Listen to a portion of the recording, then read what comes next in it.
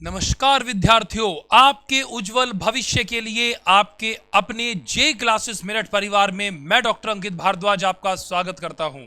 कैसे हैं आप सभी? उम्मीद करता हूं सभी अच्छे होंगे और आपकी स्टडी भी बहुत अच्छी चल रही होगी। जैसा कि आप सभी बच्चे जानते हैं कि जे क्लासेस मेरठ परिवार यहां पर आपके सभी सब्जेक्ट्स जो कि पॉलिटेक्निक से बिलोंग करते हैं उनको सिस्टमेटिकली सभी सब्जेक्ट्स की क्लासेस चली जा रही हैं। इसी क्रम में अप्लाइड केमिस्ट्री का सिलेबस कराने की जो जिम्मेदारी है वो मेरे पास है भाई। और यहां पर अगर मैं बात करूं आपसे, हम पढ़ने जा रहे हैं चैप्टर नंबर 1 जिसका नाम है परमाणु संरचना, रासायनिक बंध एवं पैरियोडिक टेबल मतलब आवर्त सारणी। ठीक है, तो यहां पर अभी तक हमने प्रीवियस 2 लेक्चर लिए हैं और उन 2 प्रीवियस लेक्चर्स में मैंने आपको बेसिक्स ऑफ केमिस्ट्री सिखाया था कि केमिस्ट्री के अंदर क्या क्या चीजों का ज्ञान आपको होना चाहिए ताकि आप चैप्टर से उस बात को इन्वॉल्व कर सकें। बेसिकली अगर हम पॉलिटेक्निक फर्स्ट सेमेस्टर की बात करें तो यहां से हमारा सिलेबस शुरू होगा, लेकिन जो क्लासेस मैंने प्रीवियस 2 कराई हैं वो करना बहुत ज्यादा मैंडेटरी है बच्चों,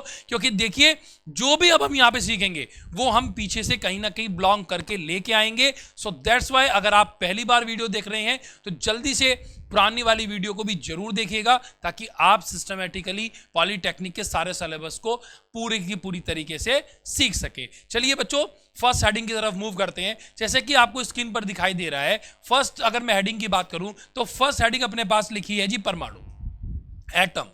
व्हाट इज द एटम, यहां पर ये बात कर रहे हैं। तो उसने कहा कि द्रव्य, द्रव्य बोलते हैं भाई मैटर को। ठीक है, द्रव्य की अगर हम बात करें तो मैटर 3 तरीके का होता है, एक का नाम है ठोस, एक का नाम है द्रव और एक का नाम है गैस। ठीक है, अगर मैं ठोस की बात करूं तो ठोस के अंदर जो पार्टिकल्स होते हैं, जो भी जिन भी एलिमेंट्स है, जिन भी पार्टिकल्स है वो मिलके बना है, वो बहुत ज्यादा पास पास हैं, उनके बीच में लगने वाली फोर्स बहुत ज्यादा है और बीच में गैप बहुत कम है, इसीलिए ठोस ठोस होता है। ये हम पढ़ेंगे स्पेसिफिक मैटर वाले चैप्टर में कि भाई ठोस क्या होती है, द्रव क्या होता है और गैसेस क्या होती हैं। हम एग्जांपल से डील कर लेते हैं। जैसे कि ये पेन है तो ये ठोस है। अगर हम किसी पानी की बात करें, दूध की बात करें, चाय की बात करें, these are the liquid substances. और अगर हम गैसेस पार्टिकल की बात करें, जैसे परफ्यूम की बात करें, जैसे हम बात करें कि भाई फूड बना रहे हैं तो फूड जब हम बनाते हैं तो उसमें से जो गैस निकलती है वो कहें, या फिर स्पेसिफिकली गैस की बात कर दें, हाइड्रोजन की बात करें, ऑक्सीजन की बात करें, नाइट्रोजन की बात करें, तो these are the gases molecule. तो किसी भी मैटर मतलब किसी भी द्रव्य के लिए तो यहां पर ठोस, लिक्विड, गैस तीनों में यहां पर वैलिड रहेगा। तो यहां अगर मैं बात करूं तो द्रव्य का वो सबसे छोटा कण जो रासायनिक अभिक्रियाओं में मतलब केमिकल रिएक्शंस के अंदर बिना विभाजित हुए पार्टिसिपेट करता है। चलिए दोबारा से लिख देते हैं, बिना, यहां लिख देते हैं, बिना विभाजित हुए, बिना विभाजित हुए भाग लेता है। मतलब अब इससे छोटा कुछ नहीं हो सकता, मतलब एटम कभी भी नहीं टूटता, क्योंकि एटम सबसे छोटी यूनिट है किसकी, किसी भी लाइफ की।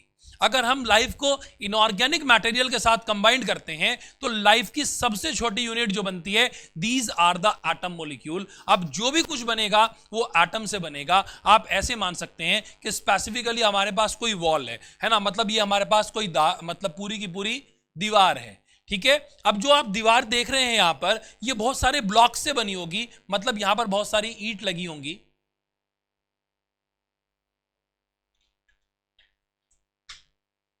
तो अगर मैं स्पेसिफिकली बोलूं तो यहां पर बहुत सारी ब्लॉक्स हैं, बहुत सारी ईंट लगी हुई हैं।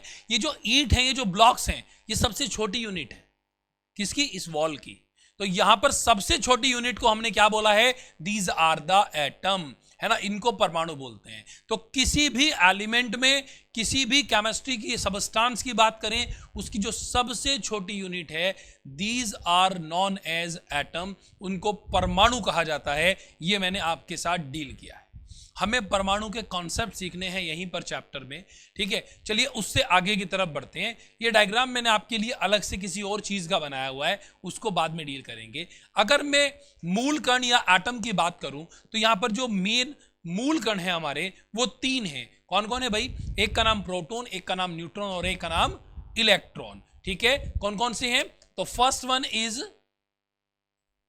Proton,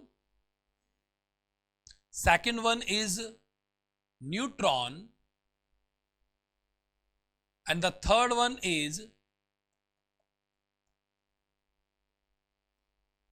electron. Proton, neutron or electron, these are the basic three element of the original number या मूल कण, मतलब जो मूल पार्टिकल्स हैं, जो बेसिक कण हैं, उनके तीन यहां पर स्पेसिफिकली हमने पार्ट किए। एक को बोला प्रोटॉन, एक को बोला न्यूट्रॉन और एक को बोला इलेक्ट्रॉन। बेसिकली इनकी बीच में बिल्कुल आसान बातें। अगर मैं प्रोटॉन की बात करूं तो प्रोटॉन को हम P से डिनोट करते हैं, मतलब इसका जो सिंबल है वो P है। न्यूट्रॉन के लिए हम N से डिनोट करते हैं और इलेक्ट्रॉन के लिए हम E से डिनोट करते हैं। ये मैंने आपको बात बताई। अब जैसा कि आपको दिखाई दे रहा है यहां पर प्रोटॉन की अगर हम बात करें तो these are the positive charge particle. ये पॉजिटिव चार्ज पार्टिकल है, मतलब कैसे हैं, धनावेशित हैं।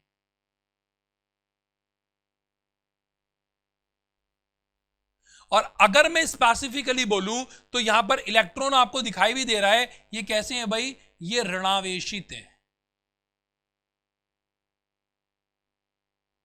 और अगर मैं न्यूट्रॉन की बात करूं तो न्यूट्रॉन के ऊपर कोई चार्ज नहीं होता, मतलब ये न्यूट्रल होते हैं। दीज आर द उदासीन, ये उदासीन हैं, न्यूट्रल हैं। तो प्रोटॉन जो है वो हमारे पॉजिटिव हैं, मतलब धनात्मक हैं। अगर हम न्यूट्रॉन की बात करते हैं वो उदासीन हैं, न्यूट्रल हैं। अगर हम इलेक्ट्रॉन की बात करते हैं तो these are the negative charge particle, ये ऋणावेशित होते हैं। ठीक बात, पहली बात ये पकड़ी।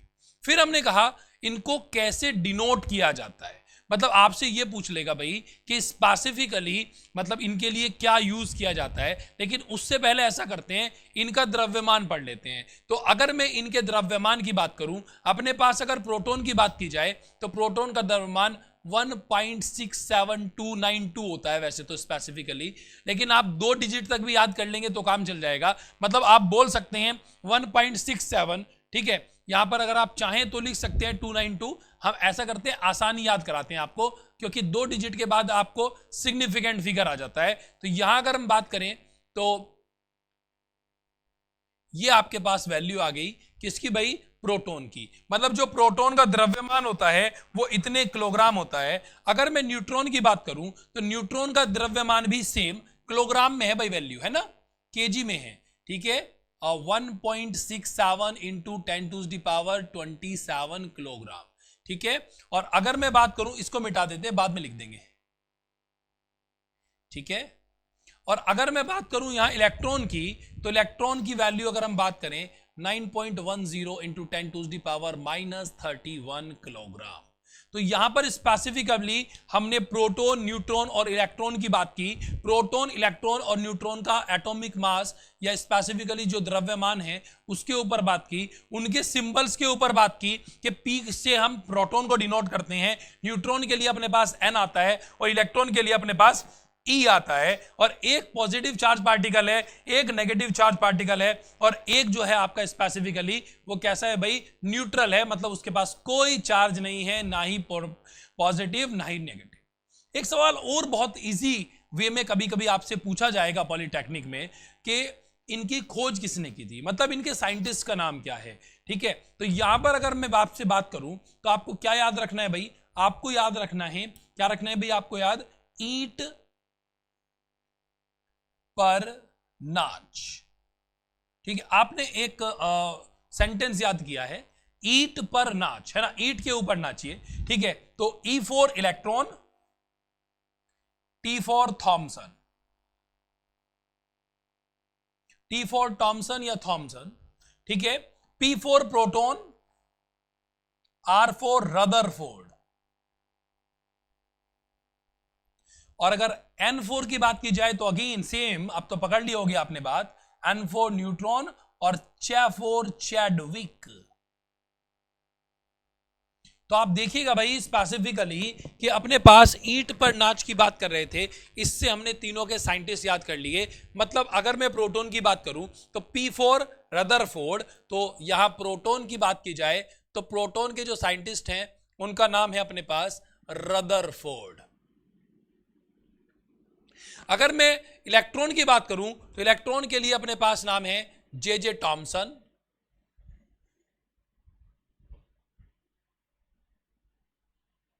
और अगर मैं एन मतलब न्यूट्रॉन की बात करूं तो न्यूट्रॉन के लिए अपने पास चैडविक नाम के साइंटिस्ट आते हैं।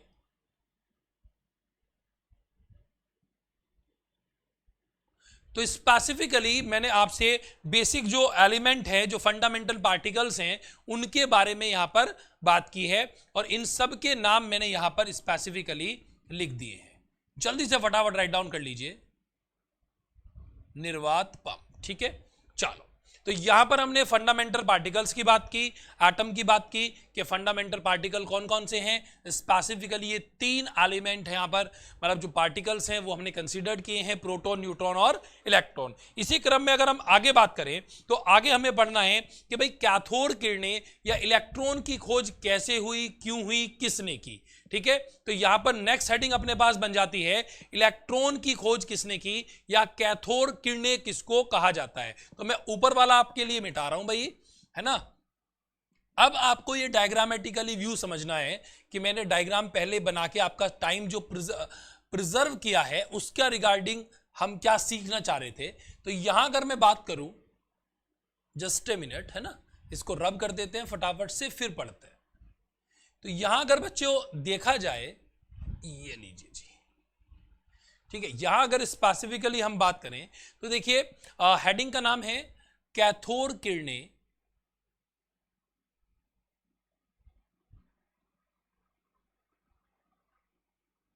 कैथोड किरणें या फिर आपसे पूछेगा इलेक्ट्रॉन की खोज। अब आपसे पूछेगा भाई कैथोड किरणें या इलेक्ट्रॉन की खोज किसने की। तो यहां पर एक साइंटिस्ट का नाम आता है जूलियस प्लकर, ठीक है। 1859 की बात है। तो एक साइंटिस्ट आते हैं अपने पास, जूलियस प्लकर।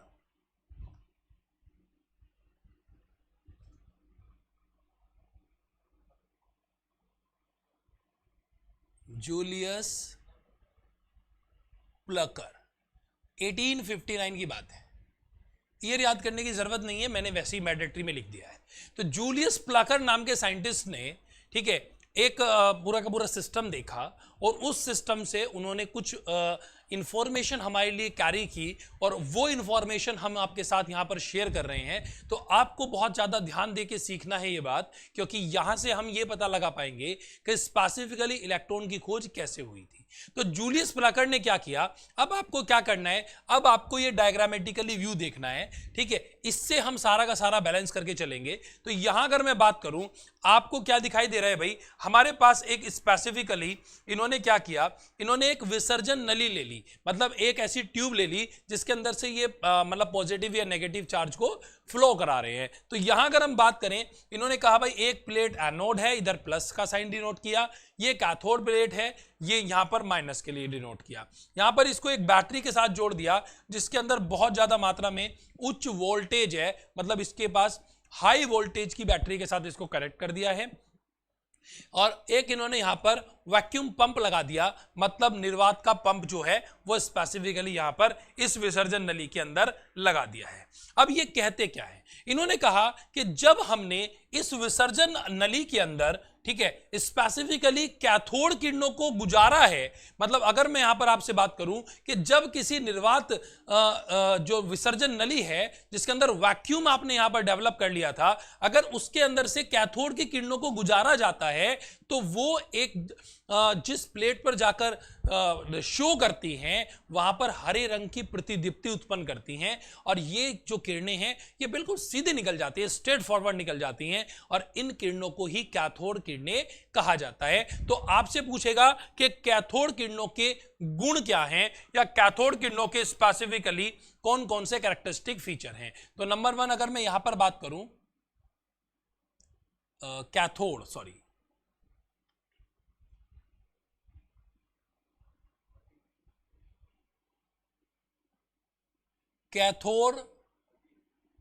किरणों के गुण, आपसे यह पूछेगा भाई कैथोड किरणों के गुण क्या होते हैं। तो अगर मैं यहां पर बात करूं, कैथोड किरणों का सबसे पहला गुण तो यह है कि अगर इनके बीच में आप यहां पर जब इसको गुजारा जाता है और आप कोई मेटल की कोई वस्तु यहां पर धर देते हैं तो वहां पर कैथोड किरणें जो हैं वो बिल्कुल सीधी रेखा में चलती हैं। तो पहली बात तो ये कि जी कैथोड किरणों के मार्ग में, मतलब अगर हम बात करें तो फर्स्ट कैथोड किरणों के मार्ग में धातु की प्लेट रखने पर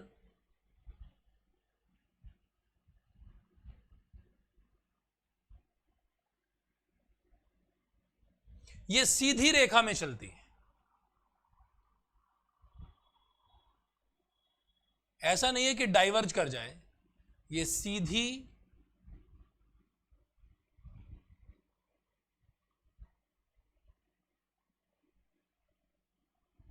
सीधी रेखा में चलती है। पहली बात तो ये है ना, तो फर्स्ट पॉइंट तो ये हो गया। जब इसको है ना हम ऐसा करते हैं कि फोटोग्राफिक प्लेट के ऊपर इसको दिखाया जाता है तो ये हरे रंग की प्रतिदीप्ति उत्पन्न करती है। तो नंबर 2 अपने पास ये आ गया कि फोटोग्राफिक प्लेट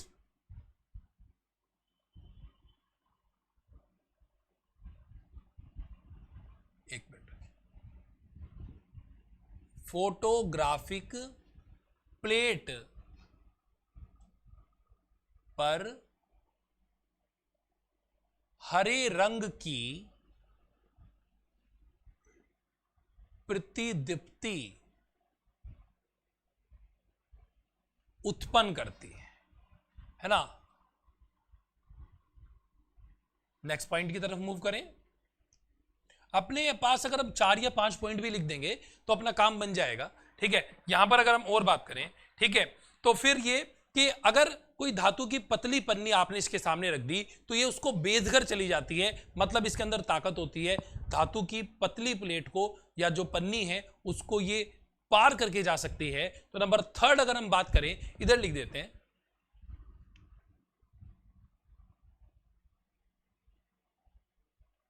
धातु की पतली पन्नी को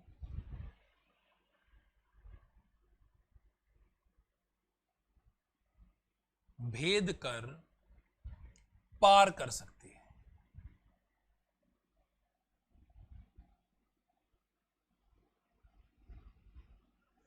पार कर सकती है, ठीक है। 3 पॉइंट हो गए भाई अपने पास। अगर हम और बात करें, ठीक है, तो ये भी आपसे कह सकता है कि जी ये गैसों को आयनीकृत कर देती है, ठीक है। नंबर 4 इज गैसों को आयनीकृत, आयोनाइज्ड कर देती है। फोटोग्राफिक प्लेट को काला कर देती है। मैंने यहां पर बोला है कि फोटोग्राफिक प्लेट के ऊपर जब डाली जाती है तो हरे रंग की प्रतिदीप्ति उत्पन्न करती है, और जब हम फोटोग्राफिक प्लेट के साथ ट्रीट करते हैं तो उसको कैसे कलर का बना देती है, ब्लैक कलर का कर देती है। मैं शॉर्ट में लिख देता हूं आपके लिए, है ना, मैं बोल रहा हूं, आप राइट डाउन कर लीजिएगा कि जब इसको मतलब कैथोड किरणों को फोटोग्राफिक प्लेट के साथ ट्रीट किया जाता है तो ये काले रंग का, मतलब उसको काले रंग में कन्वर्ट कर देती है। तो ये बात आपको याद रखनी है, ब्लैक कलर में इसने यहां पर इसको कन्वर्ट कर दिया है, मतलब फोटोग्राफिक प्लेट को काला कर देती है। ये बात आपको ध्यान देनी है, ठीक है। और ये जो ग्रीन कलर का मैंने आपसे बात किया था, ये विसर्जन नली के ऊपर है भाई, है ना, मतलब ये जो आपका वैक्यूम की जो लेयर्स हैं, ठीक है, ये जो कलर है, मतलब जो इसकी परत है, ठीक है, उसको ग्रीन कलर का स्पेसिफिकली शो करती है, ठीक है, ठीक है। और यहां पर मैंने कहा कि काला कर देती है। इसके साथ साथ अगर हम बात करें, ठीक है, तो ये स्पेसिफिक कलर आप, मतलब अगर मैं बात करूं तो ये 5 पॉइंट अगर आप यहां पर लिख लेंगे तो ये कैथोड किरणों के अपने सारे गुण हो जाएंगे। अब कैथोड किरणों से हमें क्या पता लगा? कैथोड किरणों का जब हमें पता चल गया, जब हमने किसी विसर्जन नली के अंदर कैथोड की अगर हम बात करें तो यहां से जब वेव्स को गुजारा तो उसने एक स्पेसिफिक कलर दिया, एक स्पेसिफिक रेंज दिखाई, एक स्पेसिफिक पोजीशन शो की और अपने आप को एक्सप्लेनेशन किया, जिनसे हमने इलेक्ट्रॉन की खोज का पता लगाया है। तो कैथोड किरणों से हमें क्या पता चला है, हमें इलेक्ट्रॉन के बारे में पता चला है। तो अगर एक नंबर में क्वेश्चन आ जाए कि इलेक्ट्रॉन की खोज के लिए कौन सी किरणें रेस्पॉन्सिबल हैं या उत्तरदायी हैं, तो आप आंसर लगाएंगे स्पेसिफिकली कि भाई कैथोड किरणें जो हैं वो इलेक्ट्रॉन के उत्पन्न होने के लिए रेस्पॉन्सिबल होती हैं। आगे बढ़ते हैं। अगर मैं स्पेसिफिकली और आगे बात करूं, अब मैं मिटा रहा हूं मैं डायग्राम,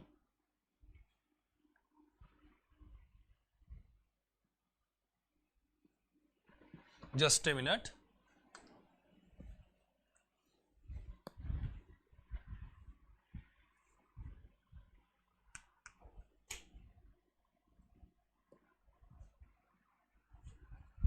चलिए ठीक है, आगे बढ़ते हैं। अगर मैं और आगे बात करूं तो इलेक्ट्रॉन की खोज की बात करते हैं। ठीक है, अब जो इलेक्ट्रॉन की खोज है, इलेक्ट्रॉन डिस्कवरी या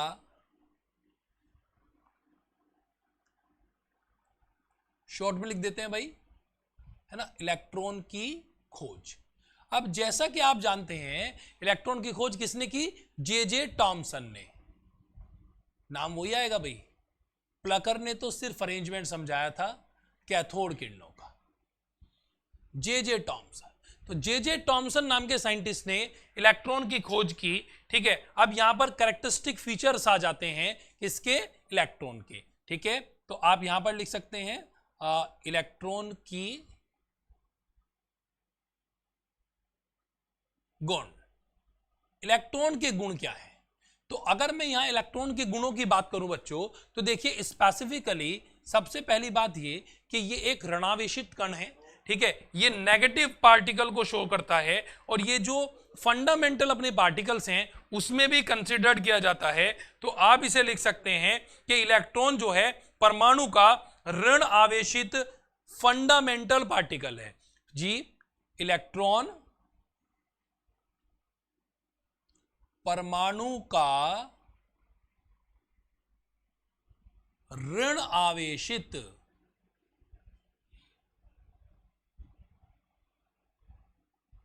मूल कण या फंडामेंटल पार्टिकल होता है। अगर मैं और बात करूं तो इस पर एक इकाई ऋणावेश है, मतलब इसके पास एक नेगेटिव चार्ज है। इस पर एक इकाई ऋणावेश होता है। इसके ऊपर एक नेगेटिव चार्ज पार्टिकल है, इसको ई नेगेटिव से डिनोट करते हैं। इसको किससे प्रदर्शित करते हैं भाई, ई, और उसके ऊपर नेगेटिव साइन लगा दीजिए। इसका जो सिंबल है, इसका जो प्रतीक है वो आपके पास ये आ गया भाई। इसको ई नेगेटिव से डिनोट किया जाता है। अगर हम बात करें द्रव्यमान की, तो आपने पढ़ा अभी, ठीक है, कि इसका द्रव्यमान किसका भाई, इलेक्ट्रॉन का। इसका द्रव्यमान कितना है, 9.1 इंटू 10⁻⁻31 किलोग्राम। कहीं कहीं पर ये आपको ग्राम में लिखा मिलेगा, तो आपको कुछ नहीं करना है, 3 जीरो कम कर देनी है, क्योंकि आप जानते हैं कि 1 किलोग्राम के अंदर 1000 ग्राम होते हैं। तो फिर आपका आंसर बन जाएगा 9.1 इंटू 10⁻⁻28 ग्राम। ठीक है, तो ये बात आपको ध्यान रखनी है। तो इसका द्रव्यमान इतने किलोग्राम होता है। आगे बढ़ते हैं। ठीक है, अगर मैं और बात करूं तो यहां पर एक चीज और आप यहां पर याद कर सकते हैं कि इसकी अगर हम बात करें तो इसकी जो त्रिज्या है वो हमारे पास कितनी आएगी। तो यहां पर नेक्स्ट है जी कि इलेक्ट्रॉन की जो त्रिज्या है,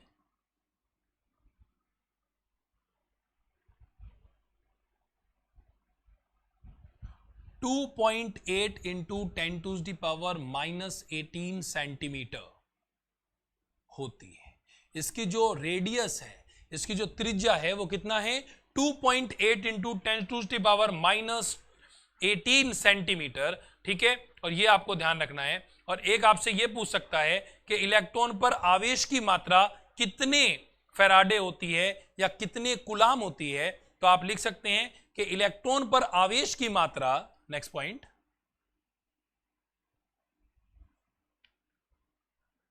इलेक्ट्रॉन पर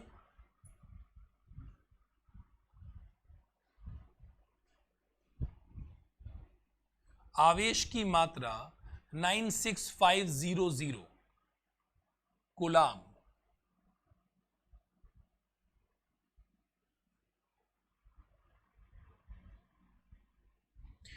इलेक्ट्रॉन पर आवेश की मात्रा 96500 कूलाम होती है।